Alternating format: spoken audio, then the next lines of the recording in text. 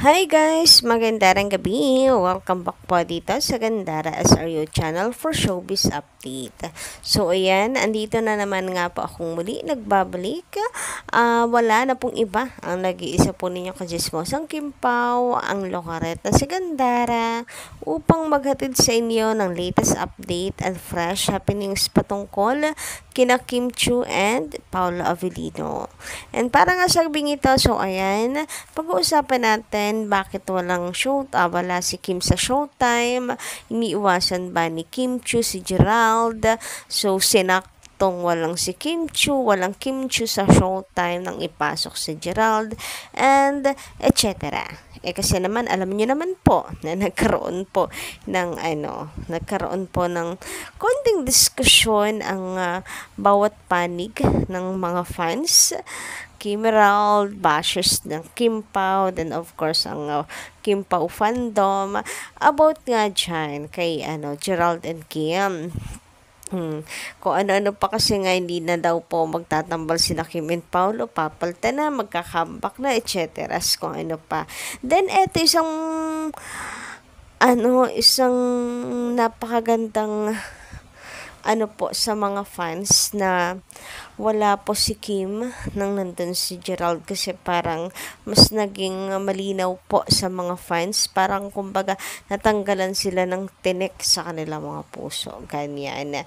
Pero sa mga nagnenega naman sa Kim Pao fans, mga nagnenega sa Kim Pao, hindi naman, lang talaga, kumbaga, hindi naman po toxic and hindi naman sa pangbabatikos, kay Gerald. It's just that nakahihinga lang ng maluwag ang mga fans kasi para nagkaroon ng confirmation, nagkaroon ng kalinawan lahat ng bagay. So, pag-usapan nga po natin yan para tuluyan pong maging maliwanag sa lahat.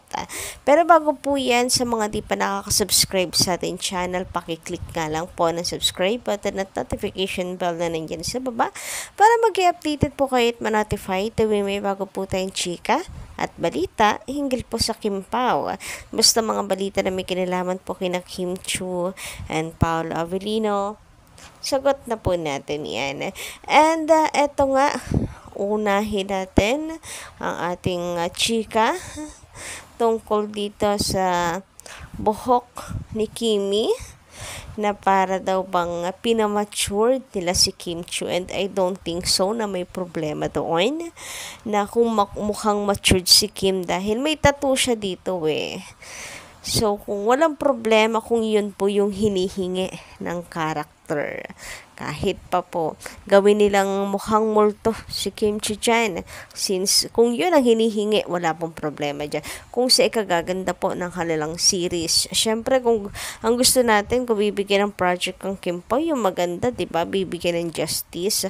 Wala nga namang tipirin nila ang Kim Pao, wala nga namang ano-anuhin lang nila ang Kim Pao pag mukhaing mga nagro-roleplay lamang or kaya nag-group patawag doon, group play sa school. Wag naman ganon, di ba? So, it's okay kung sa palagay nyo nagmukhang matured si Kim Chiu sa kanyang look. Pero, kasi yan, it's because of fears lang niya in character kasi siya rito. And malaking bagay siguro yung tattoo. Ayan, yung fake tattoo niya. Kaya parang nasabi niyo matured. Pero yung totoo, napaka-classy ni Kim tingnan. And sabi nga po dito ni Koomori, magandang gabi, na di nag-matured si Kimi. Hindi raw po nag-matured si Kim.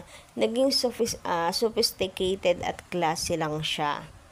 Fierce look. So, yan yung nais kong sabihin at iparating din sa inyo. In a character kasi nga si Kimi, naging sophisticated and classy lang siya. Pero, ang ganda pa rin niya, mukhang bata pa rin naman. It's just parang in a bad girl era, ganyan. Ang peg ni Kimi. Alam niya, nakakatawa si Kim Chiu, no? Pang bida kontra bida din talaga to kahit saan pwedeng ilagay. Ganyan kahusay na artista si Kim Chiu. Sa kaka-pictoria pa lang, it's giving na talaga superstar. Agad talagang pictorial pictorial pa lang, umaarte na, facial expression pa lang, di ba? Samantala, ayan, happy Monday sa ating lahat and marami pong nag-abang sa showtime and maraming na-disappoint, maraming nagpatay ng kanilang TV, maraming natulog na lang nang malamang wala at wala po talagang nag-appear na Kim Chiu sa showtime. So, grabihan naman ngayon pero marami sa mga fans talagang si Kim Chiu yung inaabangan lipat kapag walang Kimberly. Parang ganun na. So, ayan, nasan nga ba si Kim Chiu? So, napag-usapan naman po natin na ang Team The Alibay ay nasa Cebu. And then, ayun nga, may update, ang dalawang direktor, magiging direktor ng The Alibay ay busy-busyhan sa Cebu. So, ayun nga, ang Kim Pao malamang nasa Cebu, parehas missing in action So, ayan, sabi nga dito, alam kasi ni Kimi na nandyan si Gerald ngayon kaya hindi pumasok para iwas issue na rin. I don't think kasi si Kimi naman po professional. Ayan. Professional naman si Kim at masyado nang matagal yung sa kanila ni Gerald para hindi po siya mag-move on doon. Kumbaga, baka dito sa ex recently, mag-intindihan ko pa.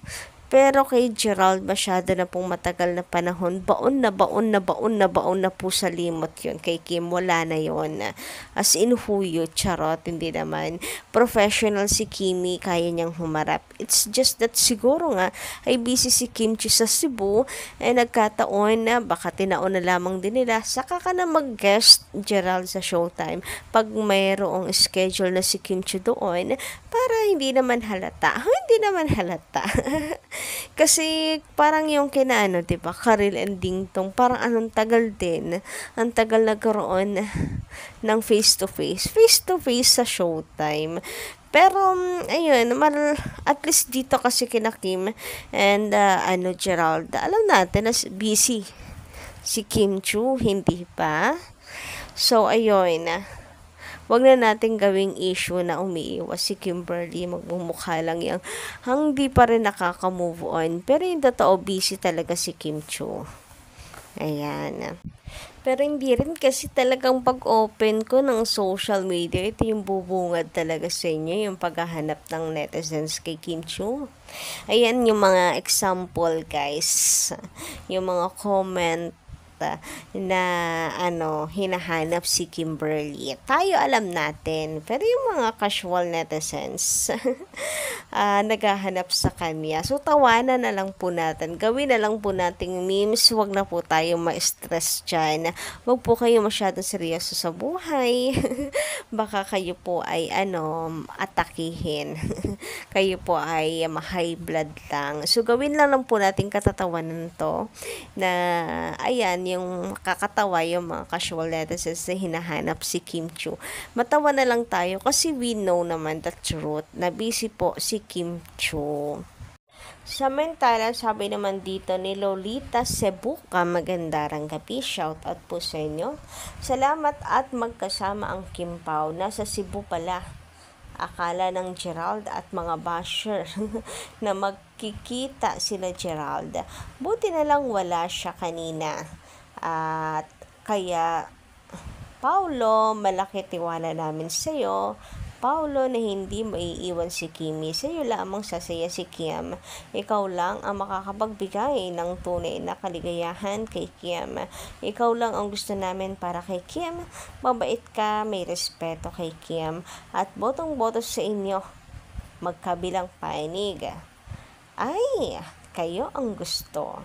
Kaya natutuwa kami na di mo iniiwan si Kim at magkasama kayo. Ingat kayo. God bless you, Kim Pao. Siyempre naman sila po yung magkasama po sa The Alibay. Charot lang. Siguro ang ibig niya sabihan dito ay sabay pumunta ron. We don't know, pero to be honest, nanguhulat tayo. Pero malakas ang kutob ng mga fans. Lagi naman kasing ganun ang Kim Pao. So, ayan, sana nga, ingatan na. ni Paulo ang puso ni Kim this time. Ayaw po natin na muling umiyak si Kim Chiu for the third time. Nawa po ay hindi na naman mag-disappear ang taong binibigyan niya at binubuhusan po niya ng pagmamahal. Hindi yan deserve ni Kim Chiu.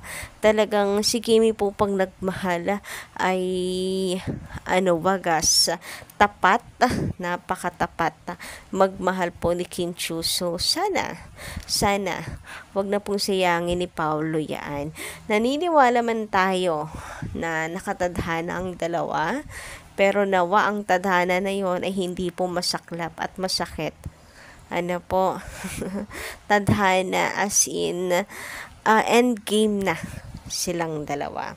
Wag na po sanang muling umiyak si Kim Chiu. Paulo, nawa ay ikaw na talaga. Yan. So, yun lang po muna guys ang ating update para po sa gabing ito. Maraming salamat sa inyong pakikinig. Kita-kits po tayo sa mga susunod kong chika. Maraming salamat.